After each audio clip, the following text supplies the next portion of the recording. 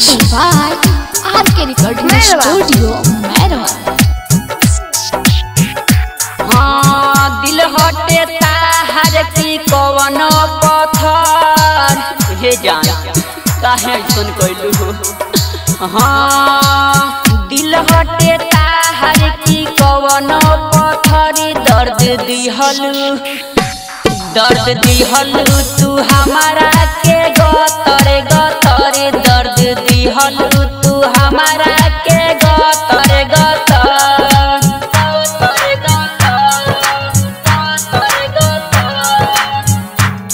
दर्द दिहलू तू हमारा के गतर गतर प्यारी के अपना सबूत को देहनी बतिया के तहरा मजाक में हम लेहनी। अरे बाप रे कैसन भूल गइल। हाँ प्यारी के अपना सबूत को देहनी बतिया के तहरा मजाक में हम लेहनी। छोड़ नइखी तहरा के कवनो कसर छोड़ नइखी तहरा के कवनो कसर दर्द दिहलू तू हमारा के गतर गतर दर्द दिहलू तू हमारा के गतर गतर। डीजे अरमान सिद्दीकी मेरवा।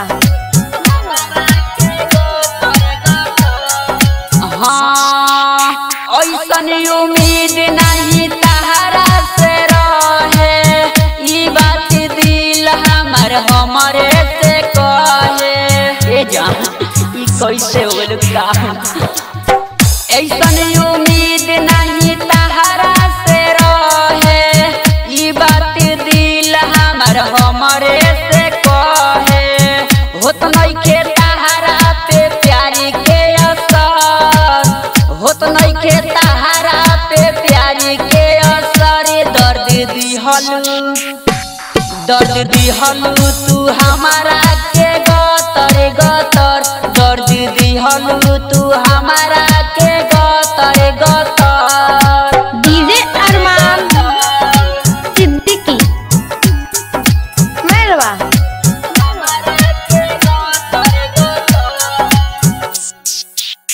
गद्दार इंसान अगर दिल भी न रहित इतना चोट खाके से खरना सहित मजबूरी बा तो सही कहना पड़ी। गद्दार इंसान अगर दिल भी न रहित इतना चोट खाके से खरना सहित सोनू साजन खइले बा तोहसे ठोकर सोनू साजन खइले बा तोहसे ठोकर दर्द दिहलू तू हमारा के गतर गतर दर्द दिहलू तू हमारा